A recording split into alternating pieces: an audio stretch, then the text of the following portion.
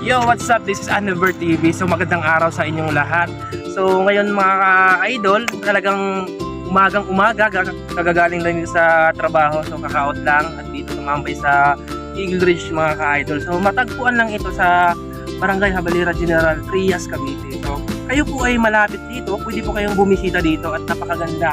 Wow! Ganitong place, napakaganda. Lalo na dito paghapon. So mga alas 3 ng hapon. Napakadaming tumatambay dito rin para yung iba nagja-jogging. Yung iba naman ay nagpapalipas lang ng oras. So yung iba naman nagdadala ng tent. Tapos basta napakaganda dito kung malapit ka dito. Talagang subukan yung pumunta dito. Wala naman siyang bayad. So, may oras? Oo, wala siyang ano. May oras hanggang alas 6 ng hapon. Pero may oras na dito kung hanggang anong oras lang yung pwedeng tumambay dito. Alas 6 ng hapon. So kayo naman kung may kotse naman kayo, pwede kayong tumambay dito, i-parking ng kotse dito, tapos maglagay kayo ng bed dyan, pwede kayong kumain, tanghali, pwede dito, magandang spot dito, kung dito kayo mananghalian.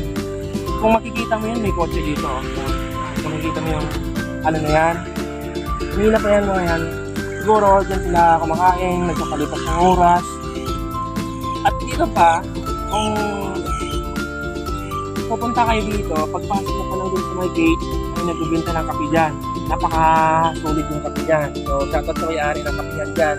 Pinapromote ko na yung kape mo. Yeah! Basta kung malapit kayo dito, huwag kayong mahiya. So, libre po yung lugar na ito para sa lahat.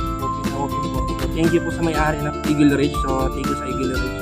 So, dito naman mga ka-idol, kung makikita mo, napakadaming puno. So, pwede siyang tambayan.